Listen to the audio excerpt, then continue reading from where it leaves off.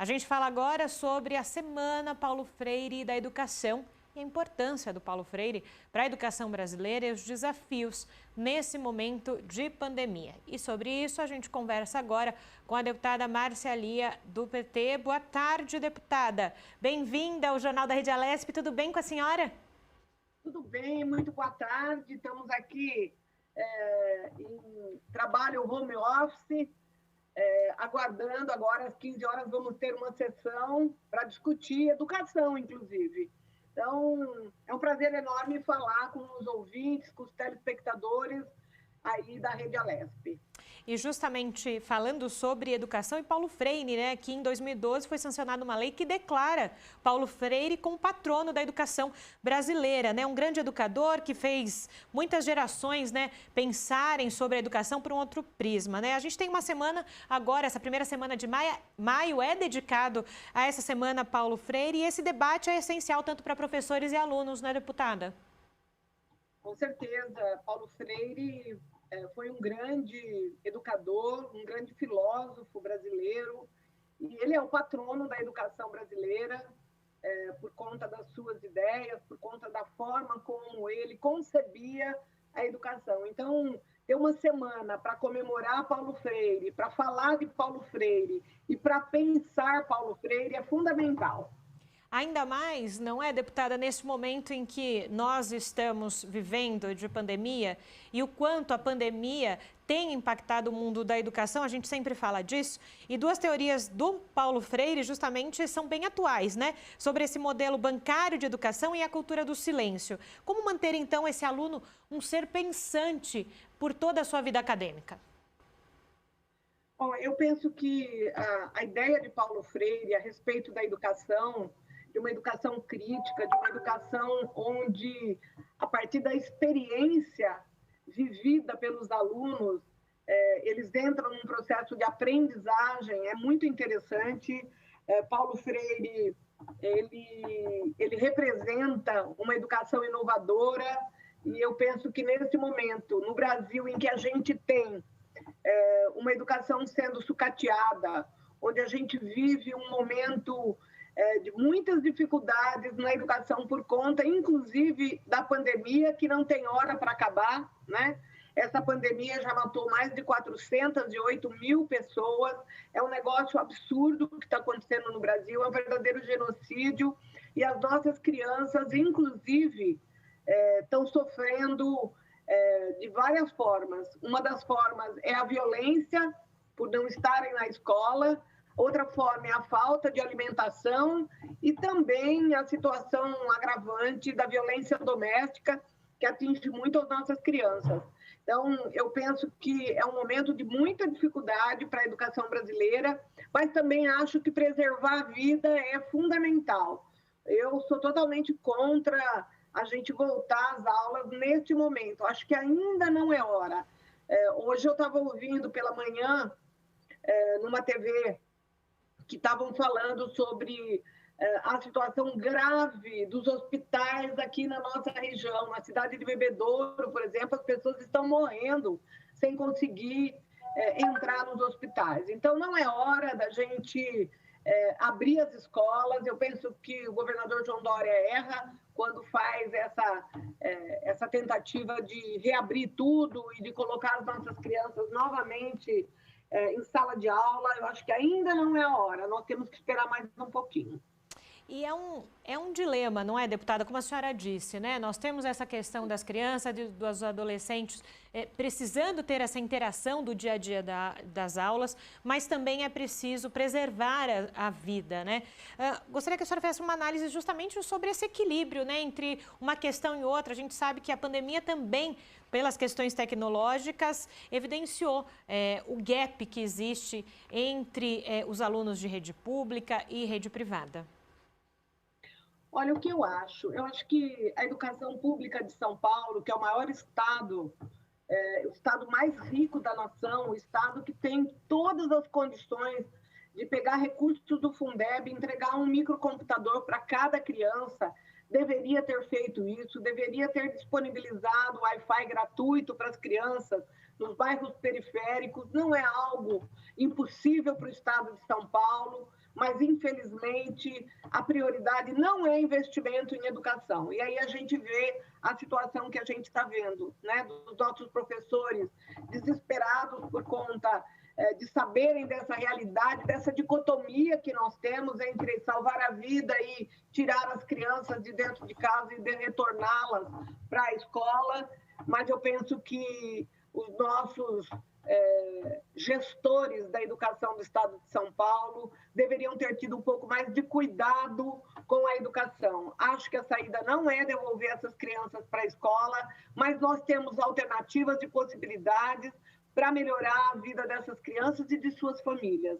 Mas penso que as alternativas da gestão pública foram muito aquém da necessidade. E nessa semana que a gente comemora Paulo Freire, eu penso que ainda há tempo para a Secretaria Estadual de Educação repensar na metodologia que ela está infligindo aí aos nossos professores, aos nossos servidores da educação e principalmente às nossas crianças.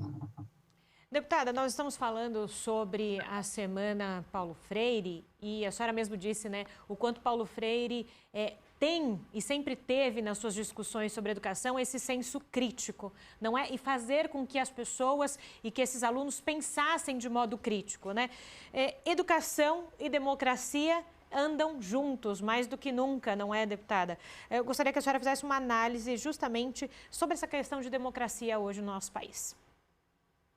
Olha, o que a gente percebe é que o modelo de educação, aliás, o modelo de sociedade, né? O modelo de Estado, o modelo de sociedade que querem enfiar a goela abaixo do povo brasileiro é um modelo de sociedade onde os seres, principalmente por conta da falta de uma educação de qualidade, por falta de fazer com que os seres humanos pensem, fazer com que os seres humanos sejam críticos, fazer com que os seres humanos aprendam filosofia, sociologia, assuntos fundamentais para que a pessoa comece a pensar, a ler, a se interessar pelos conflitos sociais, a tentar encontrar soluções, seja crítico de fato, né? Eu acho que esse modelo de educação é um modelo de educação muito retrógrado, um modelo de educação que não faz com que as pessoas pensem, e nós temos que priorizar uma educação emancipadora, uma educação que faça com que as nossas crianças, os nossos adolescentes e as pessoas que vivem no contexto da educação possam, de fato, entender que a democracia é o melhor sistema para que a gente possa viver numa sociedade mais justa, mais solidária, mais fraterna, uma sociedade mais igual, uma sociedade onde as pessoas possam ter as suas opiniões e os seus pensamentos externados. Aliás, a Constituição Federal de 88 garante isso, mas nós vivemos tempos de ódio, tempos em que as pessoas não podem manifestar suas opiniões. Olha o que fizeram com o Rodrigo Pilha, né? Aquele jornalista que foi torturado, que foi espancado, que passou por uma situação extremamente difícil por conta desse momento, da falta de democracia e também do que estão fazendo com a soberania desse país. Então, nós estamos resistindo, estamos na luta, estamos enfrentando a partir da Assembleia Legislativa. O nosso mandato entende que a educação é prioridade e que lutarmos pela democracia significa lutarmos por um país melhor, por um país mais justo, mais humano e mais solidário. Então, é isso. Educação é fundamental e temos que fazer com que os nossos seres humanos, as nossas crianças, sejam seres pensantes, seres críticos, como pretendia e como ensinou o nosso Paulo Freire, que é o patrono da educação. É isso mesmo. E a senhora, no início da nossa entrevista, falou justamente que agora à tarde, justamente na sessão, vai falar sobre educação. Hoje pela manhã no Congresso de Comissões se falou muito sobre o Fundeb, que é o Fundo de Manutenção e Desenvolvimento da Educação Básica, que é essencial, né, essa verba para justamente a educação básica se manter em todo o país e também aqui no estado de São Paulo. Falando sobre essa questão, deputada, o quanto esse fundo é essencial, então, para as próximas gerações, não é? Com certeza, o Fundeb é algo extremamente importante para a educação. Infelizmente, né, nós tivemos com o governo federal, quando depuseram a presidenta Dilma, nós tivemos uma mudança na legislação dos royalties do petróleo, quando 75% daqueles royalties iriam para a educação pública e 25% para a saúde pública. Nós estamos vendo quão difícil é um Brasil com poucos investimentos na saúde, olha quantas pessoas morreram, e também nós estamos vendo o quão difícil é para a educação, neste momento de pandemia, não poder ofertar, né? Na verdade, a minha opinião é falta de gestão, não poder ofertar ou não ofertar um computador, um microcomputador para cada criança que está inserida no ensino público do estado de São Paulo. Nós temos recursos do Fundeb para isso, poderíamos fazê-lo e não o fazemos porque não há compromisso, de fato, com a educação pública. E além da educação, a gente sabe o quanto as escolas, não é, deputada, também tem essa prestação de serviço não só educacional, mas também de assistência, não é? Quantas famílias e quantos alunos vão para a escola para também ter o que comer naquele dia, né? Eu gostaria que a senhora falasse sobre essa questão social também da escola. Com certeza. Olha, há 2 semanas atrás, eu tive uma conversa com um grupo de professoras da cidade de Caraguatatuba, onde me foi relatada a situação das famílias que não estão conseguindo receber o kit merenda, né, e a dificuldade que essas crianças estão passando por conta disso. Nós estamos de volta ao mundo da fome. O Brasil hoje vive com 60 milhões de brasileiros na extrema pobreza, pessoas que não têm arroz, feijão para pôr na mesa no dia a dia, passando literalmente fome. E as nossas crianças vão sofrer as consequências disso. Uma geração que vai ter muitas dificuldades de aprendizado, uma geração que vai sofrer as consequências dessa fome.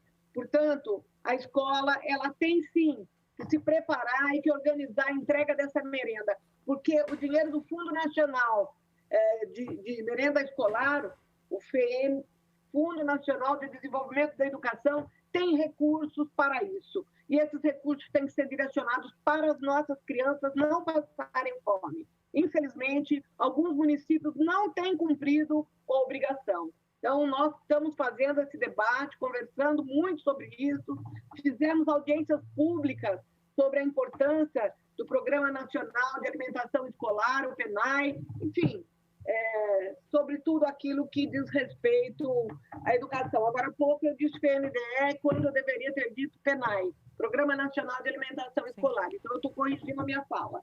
Perfeito, deputada Marceliel. Obrigada, viu, pela contribuição da senhora. Bom trabalho. Muito obrigada, uma boa tarde a todos os telespectadores e um grande abraço a toda a equipe da Rede Aleste. Valeu! Obrigada, deputada.